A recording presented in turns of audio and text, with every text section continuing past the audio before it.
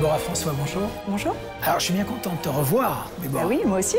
Parce qu'on s'était vu il y a quelques années. Là, tu reviens avec un film assez lumineux, Pauline Grandeur Nature, de Nadège de Benoît Luty, un film que tu as tourné en Suisse. Allez, réveille-toi. Il n'y a plus de céréales, maman, j'ai faim. Mange une banane. Tais-toi, grosse banane. École. Est-ce que tu peux me dire un peu de quoi parle le film? Alors moi, je connaissais pas Nadège avant de tourner le film, parce que c'est vrai que c'est un premier film, mais j'ai été touchée par la façon dont en fait elle racontait l'histoire du quotidien de cette femme qui travaille dans un milieu assez masculin. Ouais. Et qui doit jongler un petit peu entre sa vie au travail, où on lui demande énormément de choses, la garde de ses enfants, et qui finalement n'a que 24 heures dans une journée. Bon, c'est la haute saison, les gens se réveillent et puis ils se rappellent qu'ils ont un jardin. On a du pain sur la planche. Et pour ça, on va avoir de l'aide. Serge, tu viens? Pauline, bienvenue. Merci. Vous parlez de la mise au concours du parc du Léman? Oui. Je veux participer. Je le connais par cœur, ce parc. J'ai plein d'idées. Il y aura d'autres occasions. J'ai été touchée par cette fille qui est un peu amoureuse d'un arbre, en fait. Parce que, bêtement, j'allais dire, moi, c'est ce qui m'est arrivé quand j'étais petite. Donc c'est vrai que quand elle m'a raconté l'histoire de cet arbre et tout, à quel point ça la touchait, en fait, et la nature, et justement cet arbre-là qui a grandi avec elle, finalement, ça m'a raconté quelque chose de moi, et du coup, j'ai eu envie de me rapprocher d'elle. Tu devrais sortir un peu, faire du shopping. J'ai l'impression que tu vis pas entre le boulot, les enfants. Est-ce que toi, t'aurais accès au plan détaillé du parc du Léman? J'y est au courant?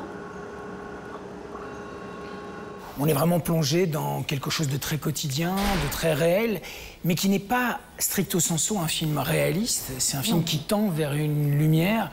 Est-ce que cette poésie, cette lumière, parlons plutôt de lumière, Déborah, si tu veux bien, est-ce qu'elle était présente dans le scénario? Est-ce que c'est quelque chose qui t'a attiré? Parce que j'ai l'impression qu'il y a quand même pas mal de choses de toi. C'était surtout parce qu'il y avait justement cette lumière et presque ces petites touches en fait de comédie, presque ces petites touches de comédie romantique, un petit peu de touches de feel good malgré la situation.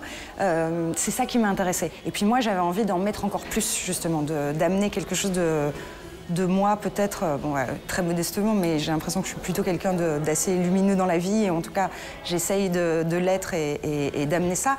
Et puis j'avais envie de faire hommage aussi à toutes ces nanas que j'ai autour de moi et qui prennent en fait ce genre de situation finalement, pas avec tristesse, pas avec colère, juste avec une espèce de voilà, c'est comme ça en fait, la situation elle est comme ça, donc on y va, et elles ont une espèce de grâce en fait. Le challenge, c'était qu'on ait envie de suivre cette fille-là. Donc pour moi, c'était un vrai challenge parce que je suis quasiment de tous les plans. C'est Pauline, Pauline, Pauline. Si tu veux mon avis, c'est mort. Tu trouves un plan B pour ton projet. Il n'y a pas de plan B. Qu'est-ce que tu me fais? Ces larves creusent des galeries et fragilisent les arbres jusqu'à les tuer. Et s'ils trouvent même qu'une seule de ces bestioles, c'est un risque d'épidémie. Tu sais comme moi qu'il n'existe aucun traitement. Je veux pas qu'on coupe cet arbre. Démerde-toi comme tu veux. Dans 3 semaines, je veux une pelouse avec des gosses qui jouent dessus. Tu es une actrice qu'on connaît depuis longtemps. Hein. Tu avais 16 ans lors de la sortie de L'Enfant des Frères Dardenne. J'aimerais savoir ce qui motive tes choix, Déborah, aujourd'hui. Je suis une grande angoissée. Quand tout vous fait peur, c'est comme si rien ne vous faisait peur. Parce qu'il faut bien choisir de faire des choses. Et du coup, j'y vais toujours un petit peu en fermant les yeux et en me disant, bon, saute. Et après, tu vas te demander comment ça se passe. Mais ce que j'aime, c'est les univers. Mais tu vois ça Et au là, scénario? mais là, oui, bien sûr, ça se sent. Oui, bien sûr. Tu rencontres pas la personne? Si, après, une personne peut mentir. Un scénario, ça ment Ouais. pas. Donc, moi, je suis très littéraire et je crois beaucoup à ça. À ce qu'on lit entre les lignes, à ce qu'on peut retirer, en fait, de l'ambiance d'un scénario, d'une écriture. Donc, évidemment, rencontrer une réalisatrice ou un réalisateur, c'est important. Mais pour moi, au scénario, ça se sent déjà. Et là, pour Pauline, c'était ça. Il y avait effectivement cette lumière. Est-ce qu'elle partage avec sa mère, ce qu'elle partage avec ses enfants et ce qu'elle partage avec cet arbre. Donc j'ai essayé d'absorber tout ça et vraiment de m'en charger et de m'en rappeler le maximum pour le tournage.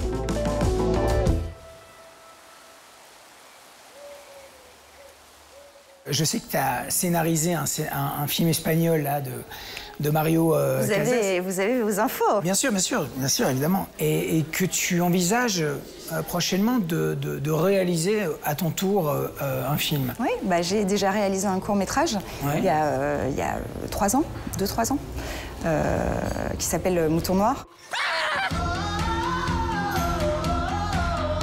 Il a changé la fin? Comment ça, il a changé la fin? Donc c'était ma première petite étape vers la réalisation. Et là, j'ai très envie, voilà, je suis en écriture pour faire cette étape-là aussi. J'ai pas du tout envie d'arrêter d'être comédienne parce que c'est ma vie, parce que c'est ce que j'ai toujours fait, parce que je fais ça depuis que j'ai 5 ans et que j'adore ça. Mais j'ai aussi envie, voilà, de diriger des actrices et des acteurs et de raconter des histoires, en fait, tout simplement, d'une autre façon. Est-ce qu'il y a des choses que tu aimerais faire et que tu n'as pas encore faites? Moi, le rôle que j'aimerais qu'on me propose, c'est un rôle qui m'étonne, en fait. J'adore ça, j'adore lire un truc et faire « Oh, j'y avais pas pensé ». Je trouve qu'il n'y a rien de mieux que ça, quoi. Enfin, je veux dire, on est des interprètes, donc justement, fais-moi entrer dans ton univers, quoi. J'ai envie d'être surprise et de me dire « Ah, mais c'est génial ». Quand je me dis ça, quand je me dis je suis surprise, je me dis oh, « Mais c'est tellement bien, j'ai tellement envie de faire ça, j'y aurais jamais pensé ». Voilà, ça c'est vraiment le cadeau, quoi. Je te remercie beaucoup, Déborah. C'est un plaisir, toujours. Cette semaine, dans les salles, un seul objectif, transmettre. De père en fils, de génération en génération, de prof à élève. Vous êtes tous les descendants d'une femme née en 1873, Adèle Meunier, née Vermillard. Je sais pas, on est quand même une famille, puis on se connaît même pas, c'est bizarre, non? Je veux aller à Paris, Gaspard. J'ai besoin de savoir qui est ma maman. Tu l'as pas vue depuis combien de temps, ta mère? 20 ans. Pourquoi vous voulez quitter le Havre? Tout se passe à Paris maintenant. Pas question d'auberge espagnole, mais bien plutôt de maison à l'abandon dans ce 15e film de Cédric Clapiche, présenté hors compétition à Cannes cette année. Ne bouge pas. Le metteur en scène de Encore replonge dans le Paris du 19e siècle pour nous proposer un joli voyage transgénérationnel. Mais qu'est-ce que arrête, c'est chiant. C'est qui? C'est les cousins de Belgique. Je les ai appelés pour faire la route avec nous. Un coup de main, cousin? Moi, c'est ça que j'aime bien. On va voyager ensemble, comme quand on était petits. On y va, c'est bon, c'est bon. On vient d'arriver. Arrête. Je ramène cette voiture au village et je file à Los Angeles. Ça va à Los Angeles? Un Américain, toi? Mima, elle est montée avec les Belges. Maman! Désolé. On oublie un sac, une veste. Et comment on peut oublier sa mère? Pour honorer la promesse faite à son père, Kamel doit changer la destination de ses vacances. Direction le Bled. Toute la famille embarque à bord de sa vieille auto. Un voyage haut en couleurs, inscrit sous le signe du souvenir et de la transmission. Ja, ich habe einen urgeilen Job aufbekommen. Ich gehe ein paar Monate weg und trainiere ein paar Cheetahs. We finally meet. Welcome to our home. We're gonna go and meet my sisters. We got the arms first, and then we just start with big circles of the shoulders to the back. Everyone here knows about this family. They are very, very famous. Famous for what? They're kind of bad. Why are you up with girls? Yeah, I mean... Don't be so close. Prix spécial du jury au Festival de Locarno 2024, le nouveau film de la réalisatrice irakienne Kurdwin Ayoub met en scène Florentina Holzinger, une artiste radicale connue pour ses performances extrêmes. Sa mission, si elle l'accepte, donner des cours de boxe à 3 jeunes jordaniennes sans motivation. Det ble så avvist. Ja. Hei, kan du ringe oss igjen? Du må overføre penger, for det er ikke penger på kortet. Du er så slem og irriterende og kjip. Hvorfor kan du ikke bare gå? Nei, men nå skal jeg være hjemme i 2 uker, så da kan du jobbe. Hva sier du? Jeg kan ta deg. Nei, det ender bare med at jeg må gjøre det uansett, så det blir dobbelt jobb på meg. Du må få hjelp til det sinnet ditt. Hjelp?